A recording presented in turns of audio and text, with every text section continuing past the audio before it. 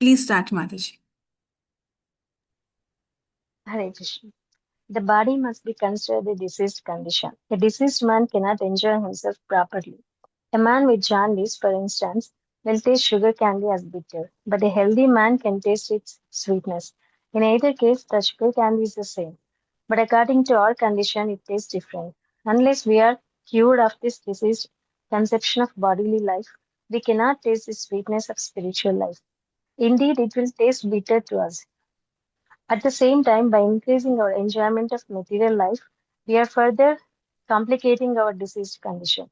A typhoid patient cannot eat solid food, and if someone gives it to him to enjoy and he eats it, he is further complicating his malady and is endangering his life. If we really want freedom from the miseries of material existence, we must minimize our bodily demands and pleasures. Thank you, Mataji. So, this is continuation with the discussion that Prabhupada is having about the soul and its need. Soul needs what? It needs unlimited happiness, that is bliss. So there is difference between the worldly happiness that we know of, that is kind of just some satisfaction to the senses, that is the worldly happiness, but the soul is in search of bliss, the true bliss. And no one has ever tasted here in our friends or relative circle, whoever has not taken up Krishna consciousness, they cannot understand this difference, but that is what is they are searching for actually. And then also the next paragraph Prabhupada said, after this search for happiness, then he said search for knowledge. That is why so many fields of studies have come up as search for knowledge. But the uh, soul being the part of Krishna, who is Chit, he is a complete Chit. He knows everything. He is omniscient and omnipotent. He knows everything. He's everywhere. Even what we do not know about ourselves, Krishna knows. About each jiva, he knows. All our unlimited, millions of births that we have taken, and what is our condition right now, everything Krishna knows. Full of knowledge. Being his part, we also start looking for knowledge. But what is the problem here?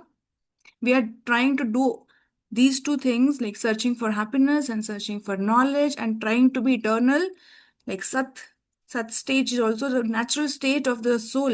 It is eternal.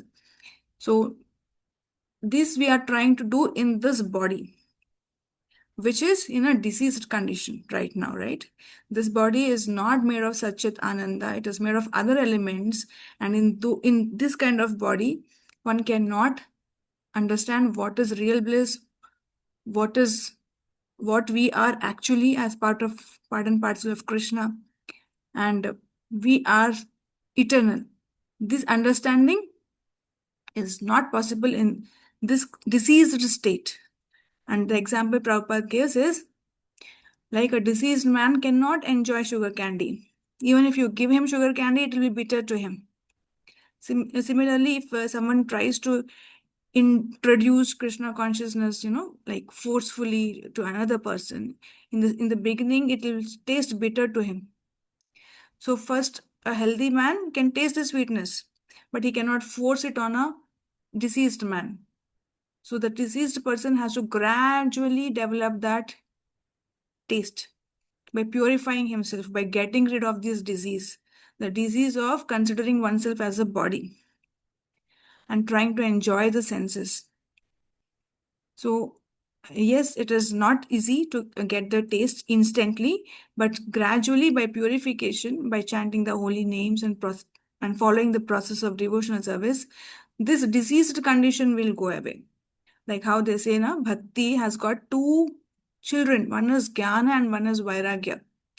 So the more one develops bhakti, the more the 9 processes of bhakti one practices daily, slowly these two children, they are healthy now. They will become healthy, nourished. That is Jnana and Vairagya. Vairagya is this only. Vairagya means detachment with the body, that I am not this body anyway. That kind of detachment. and detachment from the others whom we see as connected with our body as ours, our people. This kind of detachment. And detachment doesn't mean that we will not be affectionate to anyone. It is an internal thing. Externally, all that will go on because we see them as part and parcel of Krishna. We will be even more taking care of them, loving them, being affectionate to them, but with a different viewpoint that this is a role given to me by Krishna. I am pleasing Krishna by this role. This is a duty given to me by Krishna, and by performing this duty, I'm pleasing Krishna more. And the person here is part and parcel of Krishna. So we will see in few paragraphs from now, this will actually bring out about a lot of peace in personal life as well as in the society. How this kind of viewpoint will bring about more peace. How this kind of detachment will not bring any disturbance in the society, but it will bring more peace in the society and in families. And if one doesn't understand this detachment from the body properly, then it may lead to quarrels and dissatisfaction, fights, etc. But once this diseased condition is overcome by gradual development of devotional service, then he can enjoy the food nicely. He says, no, then he eats and enjoys the food very nicely. Then also Prabhupada tells about a typhoid patient. No, here he cannot eat solid food, and if someone gives him to enjoy also, he will complicate it more. So here we have to be very careful. We should not forcefully feed anyone's spiritual life, like now start doing this immediately. No, gradually give them the food. Otherwise, it will complicate the disease more, right? We know that the food is good for the patient. We know that he has to recover. But this is a food that it will help him heal. But that has to be given gradually. So the more the disease condition goes, the more the food, the nourishment, the dosage, the quantity can be increased. Right? Any questions from this paragraph? If you have no question, then I will have a question. I will ask. Is it okay? Okay. Unless we are cured of dash, we cannot taste sweetness of dash. Fill in the blanks. Unless we are cured of dash, we cannot taste the sweetness of dash. Diseased Jaundice, condition. sugar cane. No, I mean, unless we are cured of jaundice, we cannot taste the uh, sugar candy, correct? But what is that jaundice and what is that sugar candy? There's a Body diet. is the disease, Mataji, bodily platform, Mhm. and we can't taste the bhakti or harinam. Mhm. So I will highlight here the sentence that I'm looking for. Can you see this sentence in blue? Unless we are cured of this diseased conception of bodily life, we cannot taste the sweetness of spiritual life. Okay, so whenever someone comes up and says that I am not finding any taste, everything feels so dry, everything is so repetitive, every day same thing. I know now that philosophy also a little bit what Prabhupada is trying to say, but I don't want to read it again and again. It's same repetitive thing. If anyone says like that, it means that somewhere the bodily conception of life is being fed more. The association maybe has to be checked, what kind of association he or she is taking, from whom, virtually or in real life, what kind of association he's taking. And if it is seen closely, there will be some nourishment to the bodily conception of life. He or she is feeding that conception more. That's why the sweetness of spiritual life they're unable to taste. If one's bodily conception of life is to be reduced, then that kind of association has to be reduced. Then the sweetness of spiritual life and the association related to the spiritual life, how to develop our spiritual life more and more. That kind of association and that kind of lifestyle uh, is more, then the bodily conception of life decreases and the taste increases for spiritual life more and more. Okay, we'll continue now. The next paragraph. Who is going to read? I will read, Mataji. Yes, please, Manj. Actually, material enjoyment is not enjoyment at all. Real enjoyment does not cease. In the Mahabharata, there is a verse, Ramante Yogino Nante, to the effect that the yogis, those who are endeavoring to elevate themselves to the spiritual platform, are actually enjoying, but their enjoyment is Anante, endless. This is because their enjoyment is in relation to the supreme enjoyer, Sri Krishna. Bhagavan Sri Krishna is the real enjoyer, and Bhagavad Gita confirms this. Bhoktaram Egna Tapasam Sarvaloka Maheshwaram Suhridam Sarva Bhutanam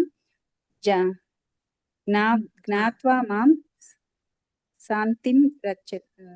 Very nice, Manj. Can you read the translation also?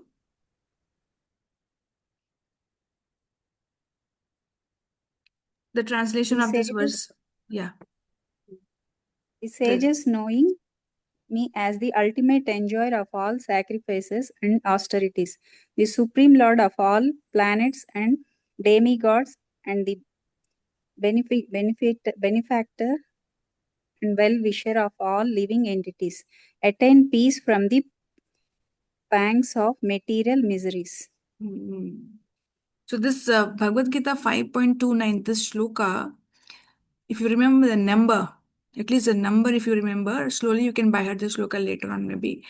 This shloka is called as the peace formula of Bhagavad Gita. Peace formula. How to attain peace. And we will now also discuss why this is called as the peace formula. Okay.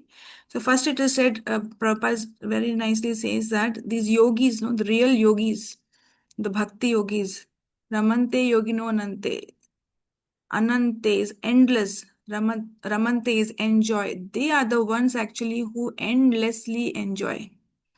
From our point of view, we think that those who are enjoying the latest gadgets, latest cars, imported materials, all those are the ones who are enjoying life. Like that, we think, right? Those who are spending crores and crores on small marriage functions, they are the ones enjoying life. They know how to enjoy life, having vacations, going abroad, and having a lot of name, fame, power. This is what is enjoyment, we think. But the real fact is, who enjoys this endlessly is these bhakti yogis. Mahabharata says this. That is real enjoyment which does not cease. Right? So, real enjoyment does not cease. Any enjoyment that has got a stop or a pause after some time, that is not real enjoyment. One may have lots and lots of cars, but if one cannot even move, one stage will come where he cannot use his legs. And what is that an enjoyment? One may have lot of followers and so much power, but at one point one may not even be able to give orders, cannot talk and give orders to someone, do this, do that. Is that real enjoyment to have such power? So everything that has a stoppage or uh, when it ceases, it is clear that it is not real enjoyment. It was something very artificial, but something which never stops, endlessly go on, and also increases day by day. That is real enjoyment. So, and then also Prabhupada says, who is a supreme enjoyer? Supreme enjoyer is Rama, Sri Krishna Bhagavan. The meaning of Rama is supreme enjoyer.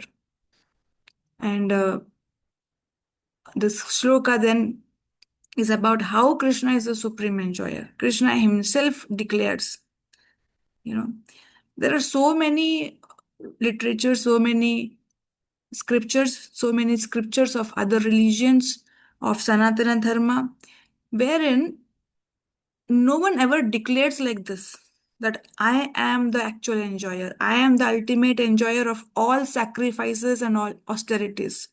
We see so many people doing so many kinds of austerities, worships, puja, vratas, and they pray. And Krishna is the one who is declaring that whatever all these people are doing, I am the one who enjoys that ultimately. All these sacrifices, all these worships, austerities are meant for me only ultimately. They may not be even knowing it. They may be thinking that I am worshipping this particular demigod or this particular person. But actually, Krishna says, I am the controller of those demigods also, and those persons. I am the actual benefactor also. That means, say, suppose I am worshipping some person or some demigod, or maybe some other religion, they have other conception of I'm worshipping so and so. Then they will ask for some like benefits in return of that worship. And Krishna says, I am the one who gives those. They do not know that actually indirectly they're worshipping me. And they also do not know that when the benefit comes to him, whatever he has asked or she has asked for, who is the benefactor? I have given those. I am the benefactor. They don't know this. And one more thing they don't know, what? That I am the well-wisher also. Hmm.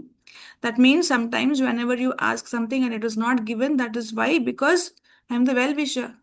Mother doesn't give unlimited chocolates to a child. She will immediately say, you will spoil your teeth.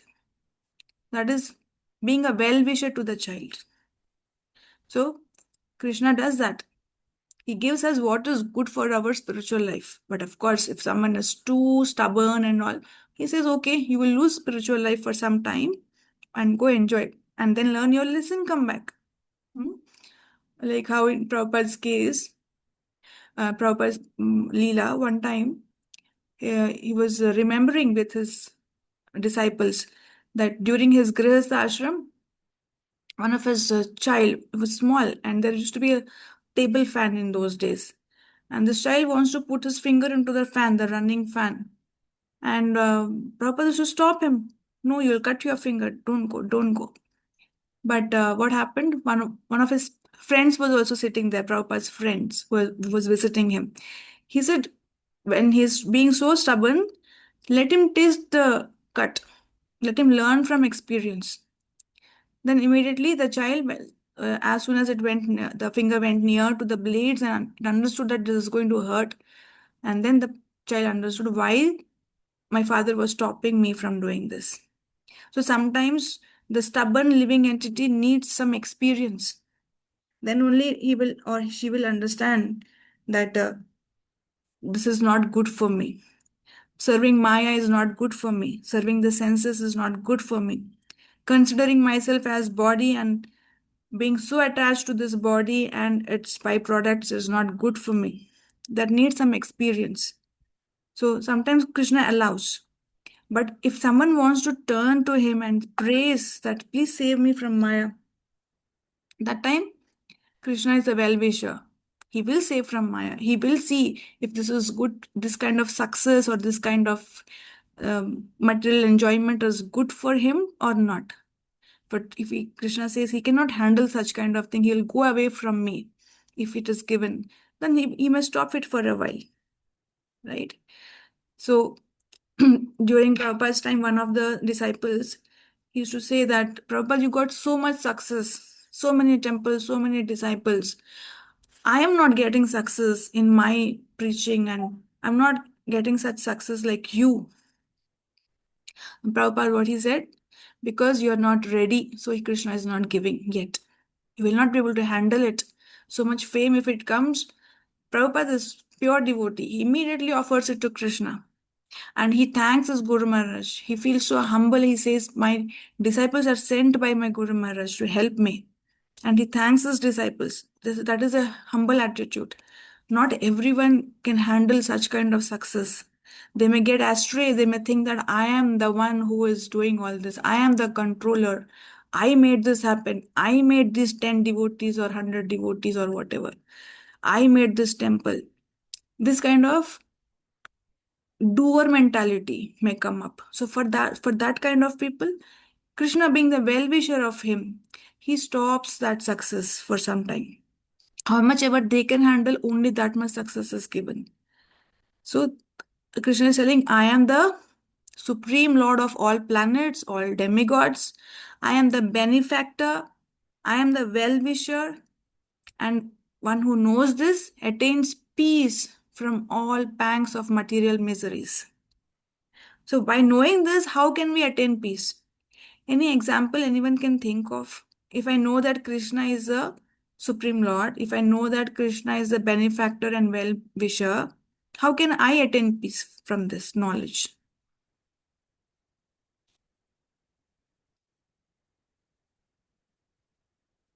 Any thoughts? How is these two related? Okay, Krishna is the enjoyer, Krishna is a controller, Krishna is a benefactor, Krishna is a well wisher. And this knowledge gives me peace. How it is giving me peace? Hare Any Krishna example? Mataji. Yeah, please. Nandini Mataji. Because we are part and parcel of Krishna, right, Mataji? If Hmm. he enjoyed means we can also enjoy. If we do service to him, we can enjoy. Hmm. Like that can be Mataji. Nice. Mm. So it says peace from pangs of material miseries, no? So there are material miseries. What are kind of material miseries? One misery is Adi Bhautika, Adhyatmika, and Adi um, Daivika. So whenever there are miseries given by a higher beings, like sometimes it is like a tsunami or earthquakes, these are Adi Devika. And Adi Bhautika are the ones, the diseases that come to this body. And Adi Bhautika are the miseries that come from others.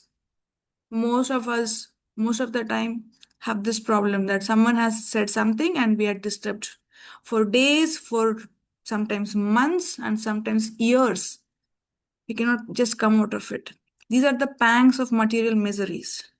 And but knowing this knowledge that actually Krishna is the enjoyer, actually Krishna is the enjoyer. So whenever there is uh like how Mataji said that we are the part and parcel, we can also enjoy as Krishna's parts and parcels.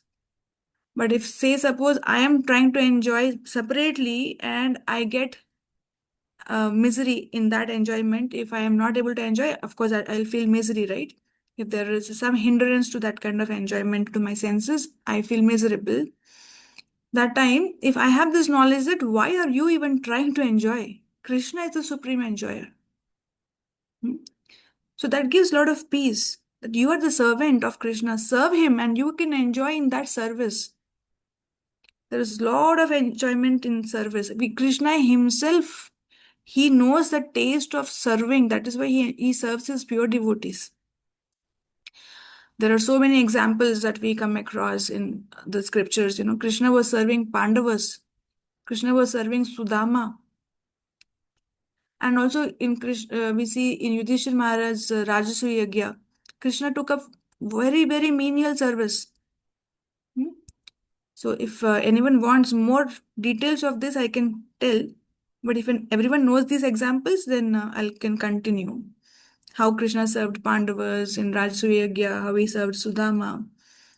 And Krishna was tasting so much happiness in serving like that.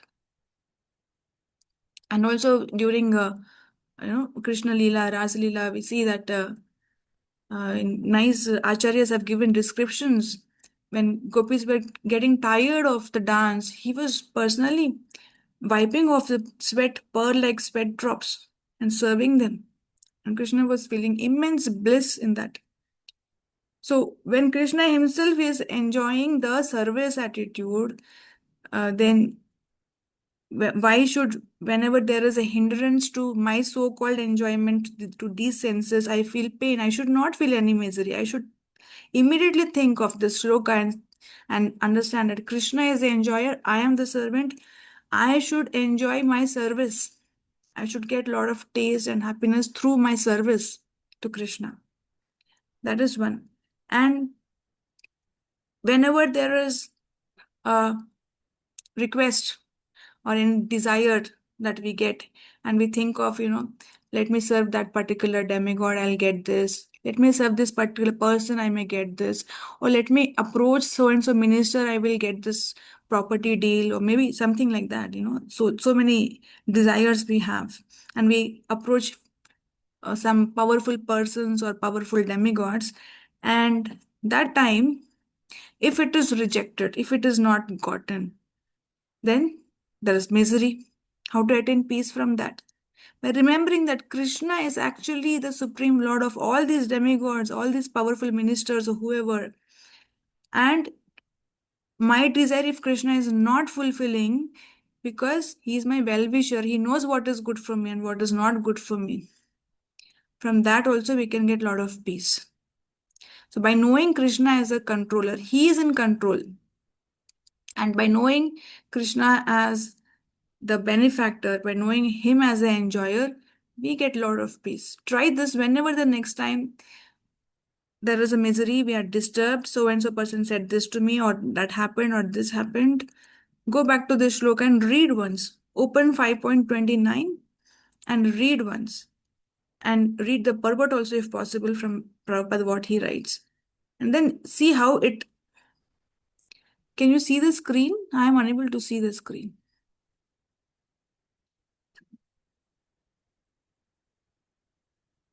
Can you all see the screen? Yes, Mataji. We see, I think, YouTube, right? Channel Right. content. Why is it some coming like this? How to reduce this one? Now we can see the screen. Yeah. I mean, database. Database you can see now. Yeah, Mataji. Okay. I'm not able to see anything. I'm saying something. Anyway, so from this paragraph, one question. What is the real yogi, the real yogis, what they enjoy? It is, what are the qualities of that kind of enjoyment? The bhakti yogis, they get what?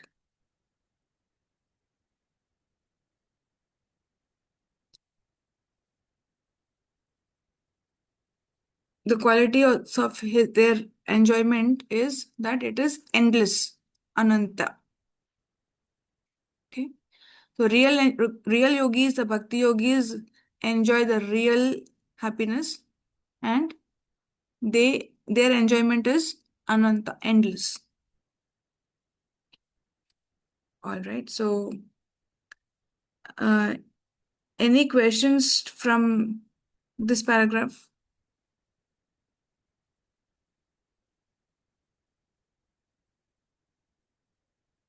No. Okay.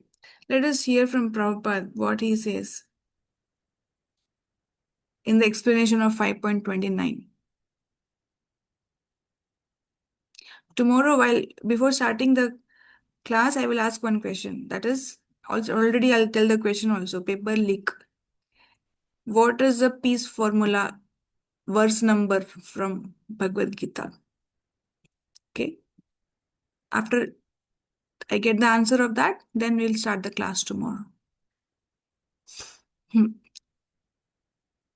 Next paragraph. We'll see. Who is reading?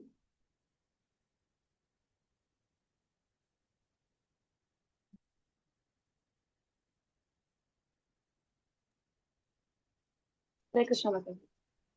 Yes, Mansi. Read, please. Bhoga means enjoyment, and our enjoyment comes from understanding our position as the enjoyed. The real enjoyer is the Supreme Lord, and we are enjoyed by Him. An example of this relationship can be found in the material world between the husband and the wife. The husband is the enjoyer, Purusha, and the wife is the enjoyed, Prakriti. The word Pri means woman. The word Purusha or spirit is the subject and Prakriti or nature is the object. The enjoyment, however, is practiced participated in both by the husband and the wife. When actual enjoyment is there, there is no distinction that the husband is enjoying more or the wife is enjoying less. Although the male is the predominator and the female is predominated, there is no division when it comes to enjoyment. On a larger scale, no living entity is the enjoyer. Yeah. So we can see the example of a mother and a child also. It seems like the mother is serving the child all the time. And who is getting the more enjoyment? Can we distinguish? The mother is enjoying more or the child is enjoying more? We can see that both are enjoying. The child is receiving the service, mother is serving, but mother is so happy all the time serving that we cannot even understand who is enjoying more, right? The mother always talks about the child, what and how the child is growing and what kind of development she is seeing, what kind of words the child is learning. The mother is always thinking about how to give good nourishment to this child, how to give good studies and good education to this child. And in that process, the mother is enjoying more. Of course, the child is enjoying, but the mother herself, through the service, she is enjoying more. Prabhupada here is giving the example of husband and wife. And this is to say that being servants of Krishna, we serve Krishna and we derive a lot of enjoyment. And then it will be difficult to say who is enjoying more, the Lord or the servant. The gopis also, I just mentioned about how Krishna was serving the gopis during the Ras Leela. The gopis actually, they had only one thing in their mind, how I can please Krishna more. They come to this to that forest in the dead of the night, not to have some enjoyment for themselves. They run and come there to give enjoyment to Krishna. But in turn, what happened? They enjoyed so much, and Krishna was serving them. Similarly, with all the surrendered souls, all those who have taken shelter of Krishna, they serve Krishna and derive unlimited happiness. That is real bhoga. That comes from the understanding of our position as the enjoyed. The moment, the moment we think of enjoying separate from Krishna, the misery starts. It is common sense whenever we see anyone complaining or crying, anything happening around you, just see the root cause. They're crying because they want to enjoy something and there was a hindrance to that enjoyment. But that enjoyment was trying to enjoy separate from Krishna. This is very subtle. Even serving Krishna should be selfless, not for name and fame. If that happens, there will be suffering in that kind of service also. The moment someone is not happy in their service, that means they're trying to enjoy subtly somewhere separate from Krishna. Now I think it's going to stop here. We'll continue tomorrow. Vancha kalpatarubhyascha kripa sindhubhyev cha patitanam pavanebhyo vaishnavebhyo namo namah. Thank you, Mataji. Thank you, Mataji. Hare Krishna. Thank you, Mataji. Hare Krishna. Hare Krishna. Hare Krishna. Hare Krishna, Mataji.